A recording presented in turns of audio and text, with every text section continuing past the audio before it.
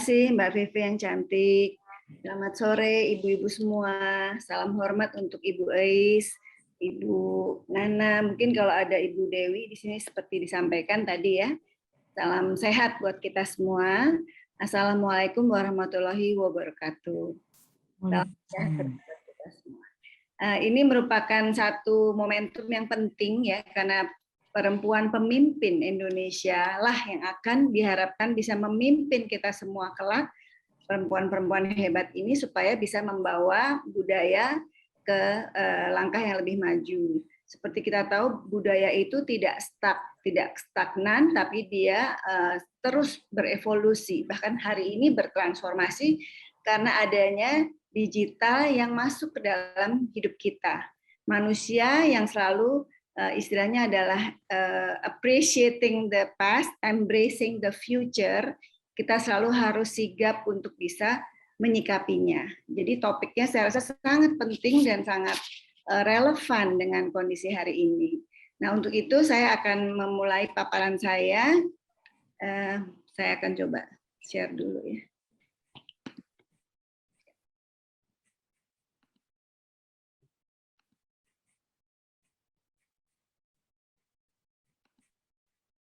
Oke, sudah bisa terlihat ya. Jadi dalam topik yang menarik ini,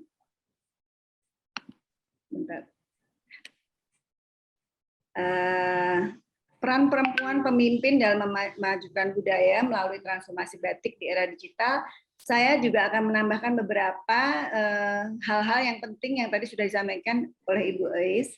Dan Ibu Ais terima kasih ya, karena tadi banyak sekali insight yang juga saya belajar.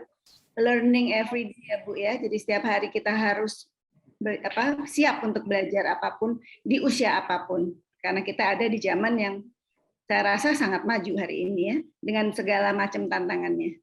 Nah, tapi again mungkin penting bagi kita untuk lihat dulu ke belakang peran perempuan sendiri sebagai agen budaya, karena perempuan ini memiliki karakteristik yang unik yang sebetulnya mungkin tidak terlihat dan masih banyak orang melihat perempuan sebagai second class citizen mungkin ya, tapi sebetulnya kita adalah memiliki peran sentral dalam melestarikan produk-produk budaya dalam masyarakat. Produk budaya tentunya banyak sekali, karena budaya adalah bisa dari intangible, tangible, dan banyak sekali yang bisa kita ulas. Namun hari ini kita khusus memfokuskan pada batik. Batik yang kita kenal sebenarnya bukan hanya sebuah art atau keterampilan, melainkan di dalamnya ada satu karya seni atau kebudayaan yang bersifat indrawi, filosofis, dan spiritual. Maksudnya apa ya? Mungkin kita bisa ke slide berikut. Slide berikut. Oke. Kalau kita lihat dari sejarah yang panjang sudah diulas oleh Ibu Ais, tapi saya hanya meminjam satu sejarah saja. Kenyataan bahwa Ibu Kita Kartini adalah duta pertama batik Indonesia, karena dia pernah menulis dalam naskah Handschrift Japara, di mana orang-orang Belanda dan orang-orang Western di sana ya, di Eropa, bisa mulai memperhatikan bahwa karya seni Nusantara itu luar biasa, termasuk batik. Sehingga Kartini itu sebetulnya bukan hanya ahli batik, karena dia juga punya motif sendiri, dia bikin motif yang, tapi dia juga seorang penulis yang memperkenalkan batik kepada dunia. Dan batik adalah salah satu sumbangsi karya seni bangsa Indonesia pada dunia. Jadi kalau kita, siapapun perempuan yang ada di sini yang memiliki keterampilan menulis, meskipun tidak bisa membatik, itu juga udah sesuatu. Kita adalah agen perubahan. Jadi perempuan harus melihat konteks dari permasalahan yang ada, lalu kita bisa menyumbangkan sesuatu bagi kebutuhan sekeliling kita. Jadi disitulah mungkin saya merasa menjadi perempuan itu luar biasa, karena di balik perjuangan kaum perempuan inilah karya agung kebanggaan bangsa ini terwujud. Next, kita tadi sudah dengar bahwa memang karena kehebatannya batik Indonesia, kita diakui oleh UNESCO. Tapi mengapa? Ternyata batik Indonesia itu merupakan batik yang paling berkembang, unik, dan kompleks. Karena batik juga ada dari Cina, dari banyak ya, dari India gitu ya. Tapi batik Indonesia inilah yang bukan hanya saja corak dan motifnya yang khas, tapi juga teknik dan alat yang dipakai juga sangat khas. Itulah makanya UNESCO tahun 2009, bulan September sebetulnya, itu ada sertifikatnya ya, memberikan satu certification sebagai Intangible Cultural Heritage of Humanity. Jadi warisan kemanusiaan untuk budaya lisan dan non-bendawi. Kelihatannya hebat ya, kita nggak tahu tuh maknanya apa. Tapi setelah saya pelajari ya, ternyata karena di belakang batik tulis halus itu ada doa, ada cerita, ada satu filosofi, ada values, nilai yang dibangun turun temurun. Jadi bukan hanya sekedar apa, kalau kita perhatikan semua kain yang kita pakai itu hanya kain, tapi ini kain yang berdoa. Nah, itu luar biasanya. Jadi misalnya saya kasih beberapa ilustrasi ya, ada satu motif namanya Sido Mukti atau menjadi mulia. Motif ini sering sekali digunakan dalam upacara pengantin adat Jawa, karena doanya adalah ingin memberikan banyak rezeki, ingin meminta banyak rezeki, keberkahan dan kebahagiaan selamanya. Jadi itu pakem dari batik yang klasik ya, jadi yang keraton yang dari dulu turun temurun diturunkan kepada generasi berikutnya. Nah, yang kita juga sering kenal adalah parang. Parang itu kalau kita lihat ada lambang huruf S yang tidak berhenti. Itu sebetulnya menggambarkan ombak. Ombak yang kalau kita lihat kan kadang-kadang menggulung lembut, tapi bisa juga sangat besar, bisa seperti tsunami yang memorak-morandakan sekitarnya. Jadi ombak atau parang ini adalah menyiratkan keberanian dan semangat. Makanya kalau kita punya acara sesuatu, pakailah parang. Dan kita berdoa bahwa supaya kita berani dan kita akan menang. Itu dulu digunakan oleh prajurit yang akan pergi berperang. Jadi ada makna-makna yang sebetulnya bisa kita internalisasikan sampai hari ini. Bagus sekali ya cerita tentang parang. Kemudian yang berikutnya juga yang kemarin saya pergi ke Hotel Dharma Wangsa, ada satu motif di interiornya itu bentuknya sebetulnya saya lupa kaung atau teruntum. Saya mulai dari kaung dulu ya, karena itu bentuknya kaung kemarin. Kaung itu seperti bunga teratai, itu mencerminkan kepribadian seorang pemimpin yang bisa menjaga hati, bisa mengendalikan hawa nafsunya. Leadership, jadi mungkin kalau PPI punya seragam, sebaiknya motifnya kaung. Karena itu adalah doa supaya kita semua menjadi leader-leader yang bijaksana. Gitu. Nah, teruntum itu lebih kepada wisdom, menuntun. Makanya dia dipakai ketika para orang tua melepaskan anak-anaknya ketika mereka menikah juga untuk mendapatkan wisdom dari orang tuanya yang diterapkan ke bawah itu seperti bunga sebetulnya. Jadi bunga yang wangi, bunga yang memberikan kebahagiaan, memberikan aroma yang membuat hati ini senang gitu. Kira-kira seperti itu. Nah, kembali kepada pemberdayaan perempuan, mengapa batik begitu dekat dengan pemberdayaan perempuan? Karena untuk menggambar di atas lembar kain itu membutuhkan kehalusan rasa, kesabaran, ketelitian. Dan itu puji Tuhan, alhamdulillah perempuan memiliki itu semua. Tentunya laki-laki juga punya, tapi kita lebih diberi misalnya anak ya, jadi kita diberi kelebihan untuk bisa memiliki kehalusan budi. Tapi juga luar biasanya adalah perempuan-perempuan yang dari dulu membatik itu sebetulnya melakukannya di rumah sebagai pekerjaan sambilan. Jadi bukan pekerjaan utama. Pekerjaan sambilan di mana ketika suaminya pada pergi perang, mereka bisa mencari uang untuk keluarganya, menafkahi keluarganya. Jadi sebetulnya istri itu menjadi penggerak ekonomi keluarga. Itu dari dulu, dari bukan hanya sekarang. Jadi luar biasa sekali perempuan Jawa terutama ya, dan kalau kita lihat perempuan Bali itu juga seperti itu.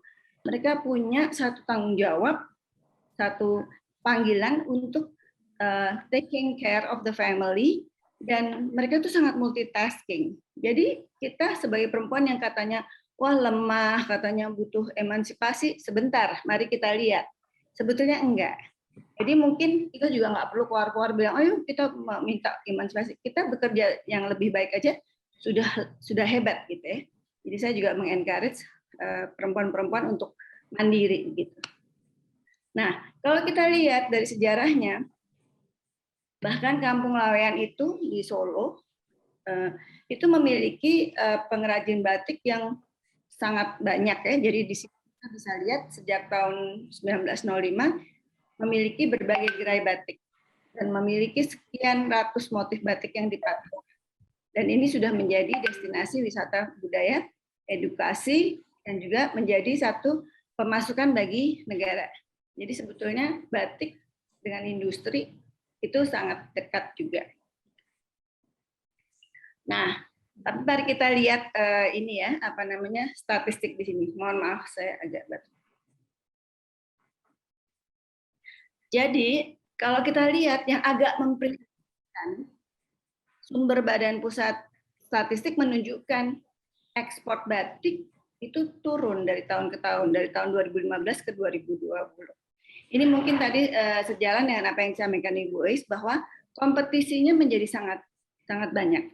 Tapi ini juga ada satu apa ya, plus minus kontradiktori ya, ada satu pendapat yang mungkin pro and con, yaitu bahwa membatik dan membatik tulis itu tidak terlalu mudah untuk ekspor karena prosesnya yang panjang. Jadi satu kain itu ditulis itu bisa sampai 3 bulan. Kita tidak bisa masuk ke pasar dengan sangat mudah. Tapi despite the fact bahwa statistiknya turun, tapi kita lihat itu sebetulnya sekian triliun gitu. Sampai hari ini tuh sekitar 75 triliun gitu nilainya. Jadi bisa lebih besar lagi kalau kita tahu bagaimana masuk ke pasar Eropa. Nah, salah satu yang kemarin waktu kita bikin untuk satu event, itu anak saya, Amandari, itu dia meriset dan melihat kenapa kok batik nggak bisa berkompetisi. Antara lain karena memang batik-batik yang diekspor itu kebanyakan harus mengikuti atau mengikuti syarat kuota tertentu yang ketika kita mengejar dengan batik tulis tidak terkejar. Jadi ada satu kondisi di mana kita harus berpikir ulang untuk melihat batik dari kacamata yang berbeda. Ini saya lanjutkan dulu, nanti saya sambung hal tersebut. Nah, ini sebetulnya saya juga memiliki satu perjalanan yang unik ya, di mana Amandari Gallery itu lahir dari kepedulian saya tahun 2016 melihat kakak saya yang sudah waktu itu berusia 70 tahun masih bekerja keras untuk keluarganya. Padahal dia sudah 50 tahun melestarikan batik tulis Solo. Saya sebagai generasi berikutnya, meskipun kami terpaut 16 tahun, ya meskipun saya adik, tapi karena kita keluarga besar, ada 13 orang, saya nomor 12, dia nomor 2. Saya melihat kakak saya itu luar biasa, tapi belum tentu ada legasinya, karena anak-anak sekarang kan lebih senang kerja di kantor, ya, menjadi profesional, di mana saya juga dulu seperti itu trennya. Saya menjadi profesional. Jadi ketika saya melihatnya luar biasa sekali nih, kakak saya yang bisa membiayai anaknya menjadi tulang punggung bagi keluarganya, bahkan keluarga besarnya itu dari batik gitu. Nah, saya prihatin. Saya ingin membantu kakak saya. Lalu saya bilang, boleh nggak saya pakai brand sendiri, karena kakak saya punya brand sendiri lagi yang namanya Siti Sendari. Dan kemudian karena saya ingin batik itu menjadi legasinya menjadi ke anak muda, saya ajak anak saya Laras Amandari dan saya ambil nama dia sebagai nama batik. Dia adalah co-founder dari Amandari. Dia sering sekali, nanti saya sebutkan ya, dia sering sekali dalam lomba diplomasi. Maka saya punya ide. Jadi saya ceritakan dulu tentang Ibu Siti Sendari, kakak saya. Dia adalah perempuan Jawa yang sangat ulet, sangat kreatif, sangat tangguh, dan sampai hari ini usianya sudah mungkin 76 ya, karena sudah sepuh, dan dia masih juga punya beberapa klien besar yang kebetulan kalau ada upacara pengantin selalu pesannya ke Mbak Dari. Kenapa? Karena mereka nyaman dengan pengetahuannya Mbak Dari tentang pakem-pakem dari cara-cara upacara pengantin Jawa. Di sini terlihat bahkan seperti Dian Sastro atau Raffi Ahmad juga mencari Mbak Dari untuk minta service, minta advice tentang pakem-pakem untuk pengantin ya dari adat Jawa. Dan juga kakak saya itu bisa juga sampai menjual kepada Pak Jokowi sebagai langganan setia. Artinya berarti batiknya memang sudah mumpuni gitu ya, sudah diakui oleh banyak orang. Nah, saya lihat tapi beliau tidak ada yang bantu. Jadi saya pikir Saya coba untuk membantu, tapi saya bukan pembatik. Saya seorang pengusaha. Jadi bagaimana saya bisa membantu? Next. Saya coba launching Amandari Gallery tahun 2016, dan saya panggil teman-teman pengusaha. Di sini ada beberapa pengusaha dari Anugerah Perempuan Indonesia yang saya ajak. Terima kasih Mbak Nana sudah mempertemukan kami. Dan saya minta blessing dari Kepala Badan Ekonomi Kreatif waktu itu Pak Triawan Munaf. Dan juga saya aktif mempromosikan batik di event-event besar, seperti salah satunya adalah Warisan. Batik kami mendapat sertifikasi keaslian batik berkualitas premium. Jadi dalam event Warisan yang ada waktu itu sebelum COVID, setiap tahun ada, hanya brand-brand tertentu yang bisa masuk ke situ. Tapi dengan masuk ke situ artinya kami dikurasi, puji Tuhan, alhamdulillah, karena memang itu batiknya Mbak Andari, kami lolos. Jadi saya punya segmentasi yang berbeda dengan kakak saya. Saya lebih kepada Mbak Andari mencoba untuk mengembangkan yang tradisional, saya mencoba mengembangkannya menjadi sesuatu yang lebih modern. Lalu saya juga berusaha menggandeng korporasi yang memiliki program CSR untuk memberdayakan batik. Dan sekaligus mengajak generasi milenial untuk peduli pada batik dan pelestariannya. Jadi perjuangan batik bukan hanya pada produk atau kita sebagai pembatik, tapi kita sebagai pengusaha atau kita bahkan sebagai konsumen atau kita sebagai pemerhati itu memiliki satu mata rantai yang tidak putus ya. Kita semua adalah agen-agen perubahan, agen-agen yang membawa batik ini terus harum gitu di antara kita dan kepada anak muda. Nah, ini adalah anak saya, dia sarjana hukum dari UI, namanya Laras Tirza Amandari. Dia sekarang bekerja di Facebook Singapura. Jadi dia menjadi legal takedown, jadi dia yang menseleksi konten-konten di Asia Pasifik untuk Facebook. Tapi dia sebelum dia masih SMA dan sampai dia kuliah, memiliki passion yang tinggi dan leadership yang tinggi, sehingga dia bisa memenangkan lomba diplomasi model United Nations di berbagai negara. Dia pernah ikut di Harvard, pernah ikut di Belanda, pernah ikut di Amerika, segala macamnya. Jadi dia memiliki kemampuan diplomasi yang cukup tinggi.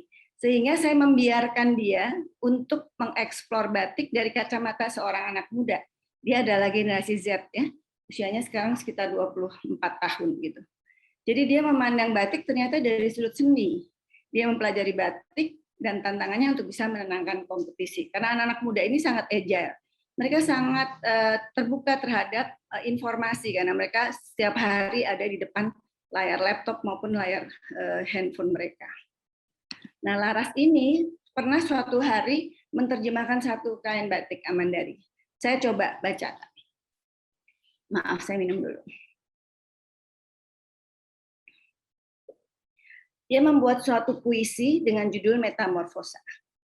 Dia bilang ya, dia tulis, sebelum seekor kupu-kupu sadar diri, ulat kecil mengalami perjalanan panjang yang kelam, terpenjara dalam bayangannya sendiri, mencoba memelihara tubuh mereka yang nyaris hancur, melakukan lagu merdu untuk membangkitkan kekuatan, hingga saatnya sang hari menyeruak, membelah langit. Lalu dia bertanya, kau lahir dengan sayap sempurna, mengapa lebih suka merangkak dalam kehidupan? Wisdom yang dia tangkap adalah, kemarin aku merasa lebih pintar, maka aku ingin merubah dunia. Hari ini aku ternyata lebih bijak karena aku merubah diriku sendiri. Jadi di situ ada satu kontemplasi ya. Ketika dia melihat batik, dia ada kontemplasi terhadap dirinya sendiri. Dia melihat hidup ini kita adalah kupu-kupu, tapi kadang-kadang manusia tuh memilih menjadi ulat. Padahal kita diberi Tuhan sayap. Semua pilihan ada di kita. Nah, kalau kita hanya terus mau menjadi ulat, maka kita akan hancur, rapuh, dan kita tidak jadi apa-apa. Jadi luar biasa sekali. Anak waktu itu dia masih berusia mungkin 20, di awal 20 atau belasan gitu, dia sudah bisa melihat. Dan dia menciptakan sekian puluh puisi setelah itu ya, yang suatu hari akan saya terbitkan. Tapi ini adalah satu interpretasi yang luar biasa dari seorang milenial yang somehow kita harus embrace. Jadi kalau batik dilihat bahwa kita ini diakui negara lain, bahwa kita ini dicuri, menurut saya tidak perlu resah ya, karena akan lahir batik-batik motif baru yang memiliki juga kehalusan budi dan cita rasa yang tinggi yang bisa kita turunkan. Jadi batik menjadi medium, tapi manusianya yang menjadi manusia yang lebih berbudaya, yang bisa menginterpretasikan produk budaya menjadi sesuatu yang bernilai. Nah, kalau disebut di depan transformasi digital, sebetulnya di dalam hidup kita selalu ada 3 hal, yaitu manusianya, teknologinya, dan sistemnya. Jadi kalau dalam hal ini tentunya manusianya yang harus ditransform. Kalau manusia, kita mulai melihat ya bahwa generasi milenial itu mungkin 60% dari populasi ya di Indonesia ya. Jadi kita melihat mereka adalah generasi-generasi yang memiliki ciri-ciri yang sebetulnya banyak yang positifnya. Adalah beradaptasi, melek teknologi, memiliki orientasi achievement yang tinggi, tapi mereka juga sangat butuh perhatian. Makanya sering banget selfie, ya. Selfish in a way ya. Kalau selfie itu kayaknya udah dunianya udah dunia dia aja, udah jadi apa ya, udah jadi stars gitu ya. Lalu selfie juga me generation, it's all about me. Tapi di satu sisi mereka juga sangat terbuka, dan di sisi lain mereka juga mudah bosan. Jadi memahami batik untuk ditransfer kepada anak muda artinya memahami bagaimana anak muda itu berpikir. Betul bahwa batik memiliki nilai filosofi, tapi betul juga bahwa batik harus terus melahirkan motif-motif baru yang mungkin memiliki nilai yang tinggi juga gitu. Nah, kalau secara teknis transformasi batik itu bisa bisa dicapai salah satunya selain tadi manusianya ya. Salah satunya adalah dengan sarana yang bisa memudahkan, karena anak muda itu mungkin tidak sabar kalau harus kalau batik itu kan kita harus niup itu ya, cucoknya itu sampai dia bisa malamnya tuh nggak lengket. Nah, sekarang ada yang namanya kompor dan canting listrik. Itu dia sudah merupakan satu breakthrough ya dalam cara. Ditemukan oleh Nova Suparmanto di tahun 2014 dan sudah tersebar di Pulau Jawa, Sumatera, dan Kalimantan. Konsumennya bukan hanya pengrajin batik, tapi juga sekolah-sekolah yang mengajarkan ekstrakurikuler membatik.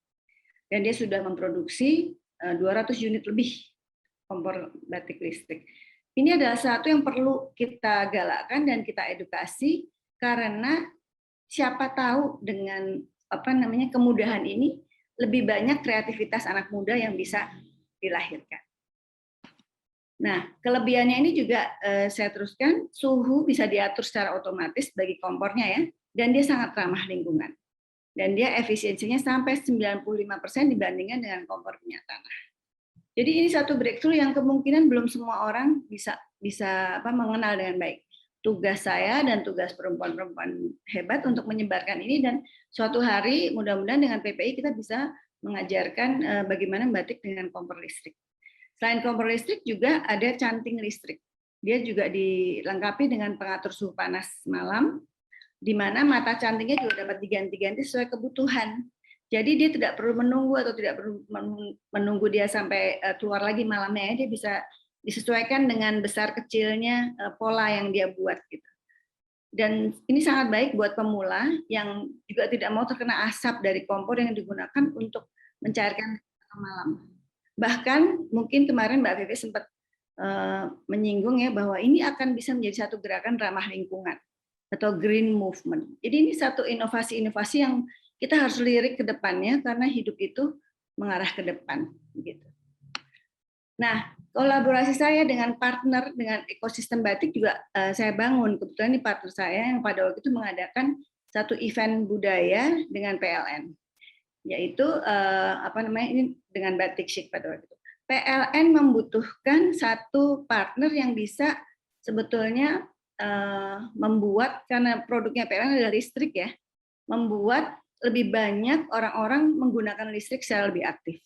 Lalu melihat bahwa potensi pembatik di kota-kota kecil itu banyak dan dia ingin masuk, maka PLN waktu itu bersedia untuk mensponsori acara kami di dalam edukasi, di mana di situ tidak hanya dibahas tentang kompor dan canting batik, melainkan juga bagaimana cara memenangkan ekspor keluar. Jadi ada beberapa topik, dan waktu itu ada Ibu Dewi Motik juga hadir di situ. Nah, ini ada satu video terakhir yang mungkin bisa kita lihat yang berisi tentang acara di PLN tersebut. dengan berbagai pembicara, semuanya peduli akan batik. Dan sebelum saya memutar, saya ingin sedikit menyambung tadi di depan. Saya murid. Bukan PPI itu. PPA. Mohon maaf.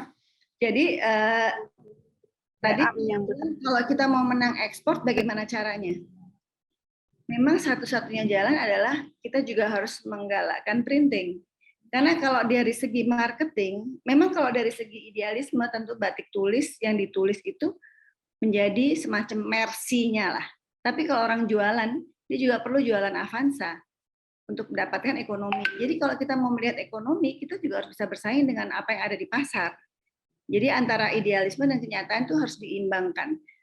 Batik-batik tulis tetap akan menjadi batik-batik yang mahal karena dia bisa dijual di atas 3 juta. Karena dia adalah sebuah lukisan. Kita membatik selama 3 bulan yang kemudian orang tidak mungkin membeli dengan 200.000, nggak mungkin. Tapi motif-motifnya kalau dia diduplikasi dan dia memenuhi kuota, karena kalau ke ekspor itu kuotanya minimum sekian bak. Gitu. Jadi harus ada volume. Kalau tidak ada volume, kita nggak bisa masuk. Makanya fashion kita selalu kalah kalau mau masuk ke industri di luar ya, karena mereka punya volume yang sangat besar yang bisa memenuhi permintaan pasar Eropa misalnya. Itu harus dipikirkan dan mungkin Bu Eis suatu hari akan menjadi kajian kita. Bagaimana kita melihat batik dalam perspektif marketing dan branding. Sehingga kita tidak harus galau kalau seandainya orang mengatakan, aduh kita nggak bisa ngejar. Ya udah itu Mercy. Kalau Mercy mahal ya sedikit jumlahnya. Tapi Avanza bisa lebih banyak misalnya. Itu hanya perumpamaan saja. Nah untuk menutup akhir kata ini saya coba rangkum dalam satu video yang waktu itu kami adakan di Grand Mahakam. Waktu itu sebelum COVID ya. Jadi ini cukup ada satu dokumentasi yang bisa saya share.